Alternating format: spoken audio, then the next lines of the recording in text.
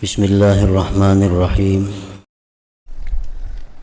Sebagaimana kita ketahui bahwa seorang mayit setelah dimasukkan dalam kuburnya dan melalui fitnah kubur, yaitu pertanyaan munkar dan nakir.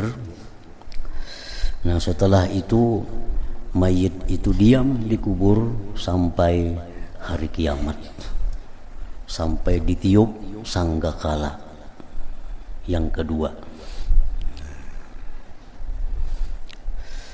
Jadi menunggu selama berabad-abad di dalam kubur.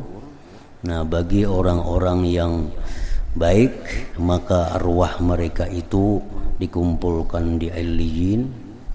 Bagi orang-orang yang jahat, rohnya itu dikumpulkan di Sijjin.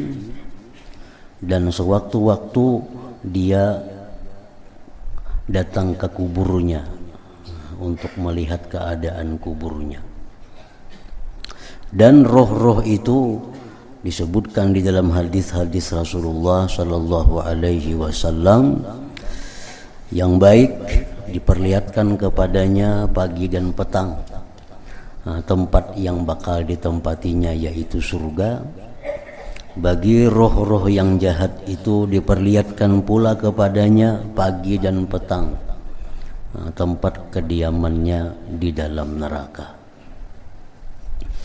Nah, jadi waktu menunggu hari kiamat itu, seorang mayit tidak ada lagi satu amal perbuatan yang dia lakukan, baik yang memberi manfaat kepadanya atau yang memudaratkan kepadanya,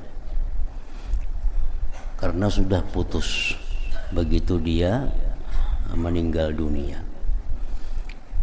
Kecuali yang bisa berkelanjutan kepada mayit itu adalah sesuatu yang dia sunnahkan semasa hidupnya.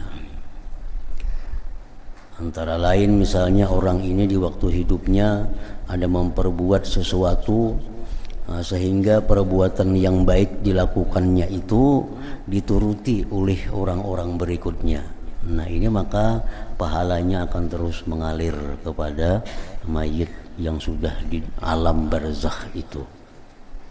Atau orang-orang yang melakukan sunnah yang jahat, orang yang semasa hidupnya membuat sesuatu pekerjaan yang jahat, maka ditiru oleh orang-orang berikutnya, maka orang yang di alam barzakh itu akan selalu dapat kiriman siksa apabila dilakukan orang perbuatan jahat itu.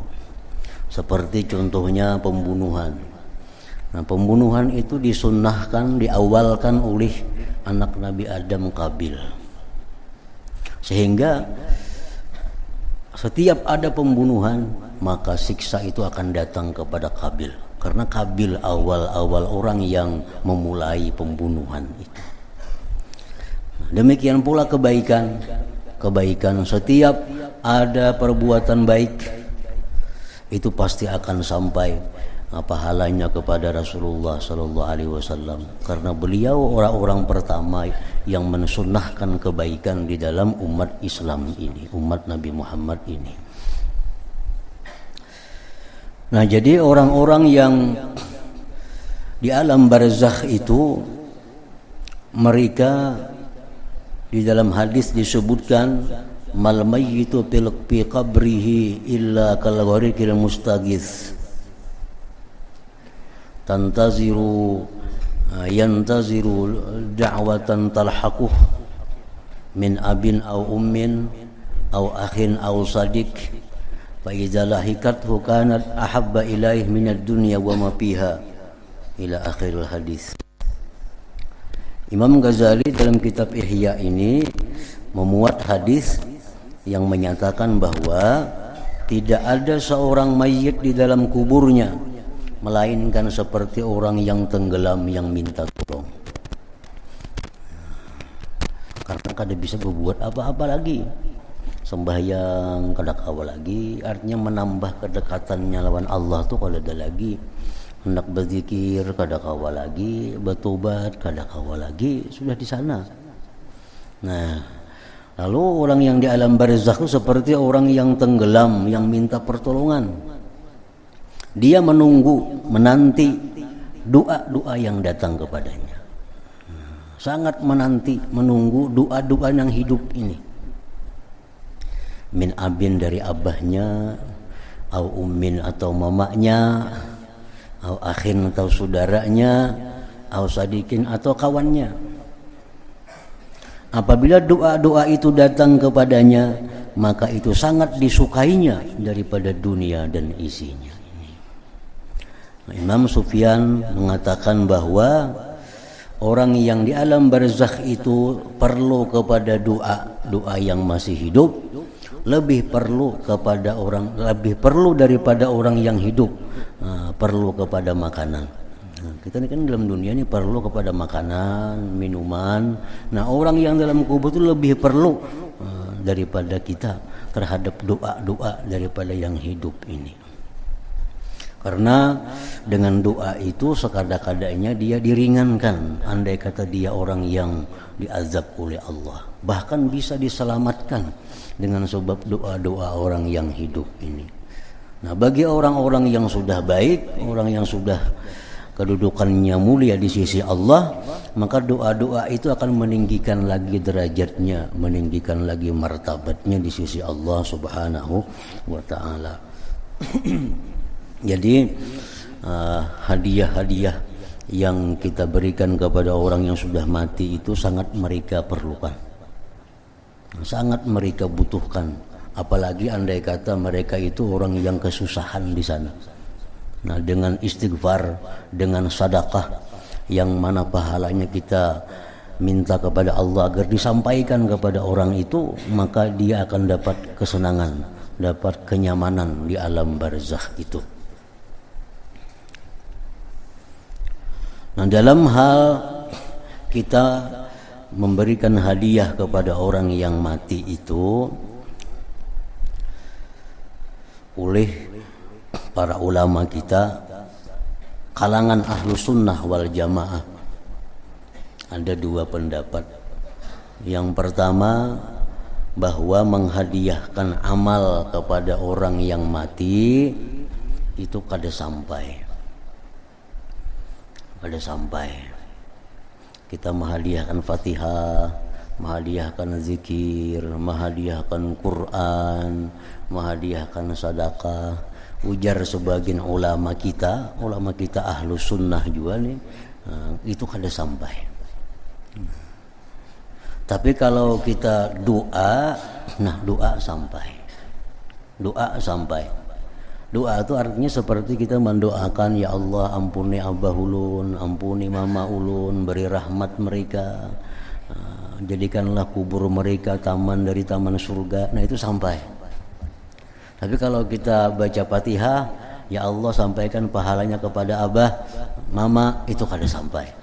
Ujar pendapat sebahagian ulama. Nah, ada pendapat lagi dari golongan ahlu sunnah wal jamaah juga, bahwa itu sampai. Apapun yang kita lakukan dari amal kebaikan dan kita hadiahkan pahalanya, minta disampaikan kepada arwah siapa yang kita kehendaki, itu disampaikan oleh Allah. Demikian pula halnya doa. Nah, kita baca Fatihah, tonton Fatihah, ya Allah sampaikan pahalanya kepada arwah fulan bin fulan, itu sampai. Dulu Imam Ahmad bin Hanbal radhiyallahu an, beliau menentang orang yang baca Quran di kubur. Imam Ahmad bin Hanbal, pimpinan mazhab Hambali, beliau menentang orang yang membaca Quran di kubur. Dikatakan sini itu bid'ah.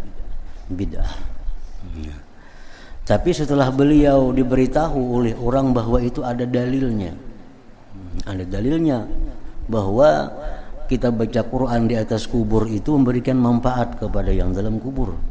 Nah, setelah beliau mengetahui dalilnya, beliau cabut fatwa beliau. Bahkan sini memerintahkan kepada kaum muslimin untuk membaca Quran di atas kubur itu. Di antara dalil yang jelas bahwa Nabi kita pernah meletakkan satu pelapah kurma yang dibelah dua di atas kubur yang sedang disiksa. Ngajar Nabi ini pelapah kurma meringankan azab yang dalam kubur ini, karena pelapah kurma yang basah itu bertasbih kepada Allah. Apalagi Quran dibacakan oleh manusia, lebih bermanfaat.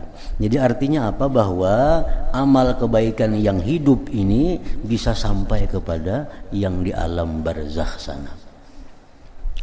Jadi kada jadi persoalan orang yang berpendapat bahwa menghadiahkan amal kada sampai, silahkan aja umpatin itu.